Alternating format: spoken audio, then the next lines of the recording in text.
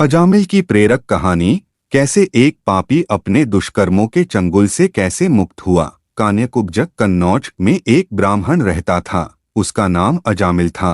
अजामिल बड़ा ही शील, सदाचार और सद्गुणों का तो यह खजाना ही था। एक बार अपने पिता के आदेशानुसार वन में गया और वहां से लौटते समय इसने देखा कि एक व्यक्ति मदिरा पीकर किसी वेश्या के साथ विहार कर रहा है।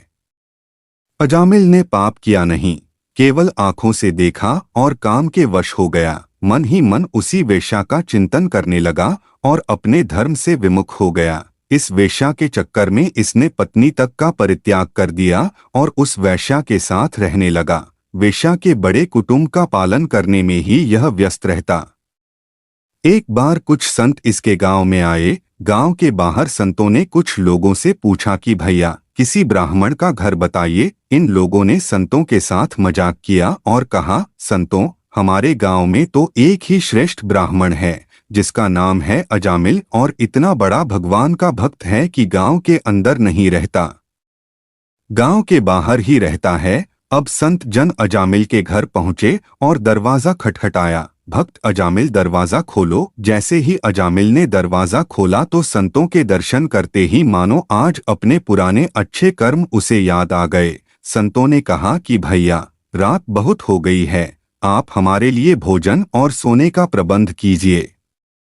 अजामिल ने सुंदर भोजन तैयार कर संतों को करवाया। जब अजामिल ने संतों से सोने के लिए कहा तो संत कहते हैं, भैया, हम प्रतिदिन सोने से पहले कीर्तन करते हैं, यदि आपको समस्या न हो तो हम कीर्तन कर लें। अजामिल ने कहा, आप ही का घर है महाराज, जो दिल में आए सो करो। संतों ने सुंदर कीर्तन प्रारंभ किया और उस कीर्तन में अजामिल बैठा। सारी रात कीर्तन चला और अजामिल की आंखों से खूब आंसू गिरे हैं, मानो आज आंखों से आंसू नहीं पाप धुल गए हैं। सारी रात भगवान का नाम लिया। जब सुबह हुई संत जन चलने लगे तो अजामिल ने कहा, महात्माओं, मुझे क्षमा कर दीजिए, मैं कोई भक्त नहीं हूँ, मैं तो एक महापापी हूँ। मैं वेश्या के साथ रहता हूँ और मुझे गांव से बाहर निकाल दिया गया है। केवल आपकी सेवा के लिए मैंने आपको भोजन करवाया। संतों ने कहा, अरे अजामिल, तूने ये बात हमें कल क्यों नहीं बताई? हम तेरे घर में रुकते ही नहीं। अब तूने हमें आश्रय दिया है तो चिंता मत कर। ये बता, तेरे घर में कितने बालक हैं? अजामिल ने बता दिया कि महाराज 9 बच्चे हैं और अभी ये गर्भवती है। संतों ने कहा कि अब जो तेरे संतान होंगी वो पुत्र होगा और तू उसका नाम नारायण रखना, जा तेरा कल्याण हो जाएगा। संत जन आशीर्वाद देकर चले गए। समय बीता, उसके पुत्र हुआ, नाम रखा नारायण। अजामिल अपने नारायण पुत्र में बहुत आसक्त था। अजामिल ने अपना संपूर्ण हृदय अपने बच्चे नारायण को सौंप दिया था। हर समय अजामिल कहता था, नारायण भोजन कर लो, नारायण पानी पी लो, नारायण तुम्हारा खेलने का समय है, तुम खेल लो। हर समय नारायण नारायण करता था। इस तरह 88 वर्ष बीत गए। वह अतिशय मूढ़ हो गया था। उसे इस बात का पता ही न चला कि मृत्यु मेरे सिर पर आ पहुंची है। अजामिल ने देखा कि उसे ले जाने के लिए भगवान के पार्षदों ने देखा कि यह मरते समय हमारे स्वामी भगवान नारायण का नाम ले रहा है, उनके नाम का कीर्तन कर रहा है। वे बड़े वेग से झटपट वहां आ पहुंचे।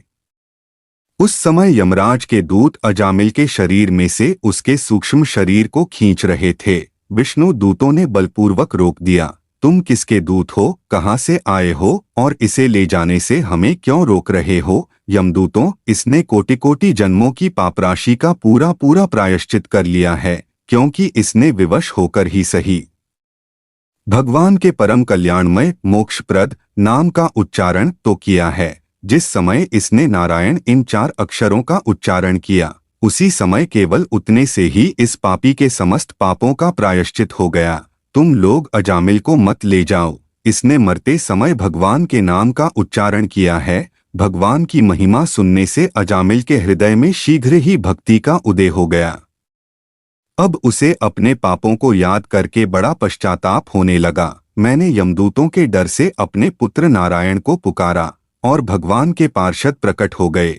यदि मैं वास्तव में नारायण को पुकारता तो क्या आज श्री नारायण मेरे सामने प्रकट नहीं हो जाते। अब अजामिल योग मार्ग का आश्रय लेकर अपनी सारी इंद्रियों को विषयों से हटाकर मन भगवान श्री कृष्ण में लीन कर लिया और मन को बुद्धि में मिला दिया।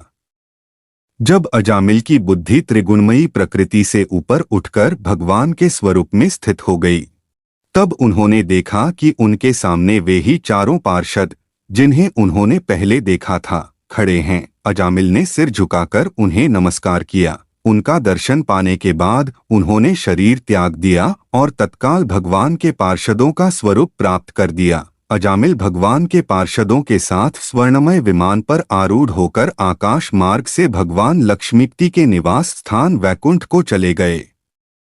मुझे पूर्ण विश्वास है कि आपको अजामिल की प्रेरक कहानी का यह प्रसंग अच्छा लगा होगा। यदि आप चैनल पर नए हैं या चैनल को सब्सक्राइब नहीं किया है तो कृपया वीडियो के ठीक नीचे दिए हुए सब्सक्राइब बटन को दबाकर ऑल पर क्लिक अवश्य करें। वीडियो को अधिक से अधिक शेयर करें। आपको मेरी प्यार भरी राधे राधे।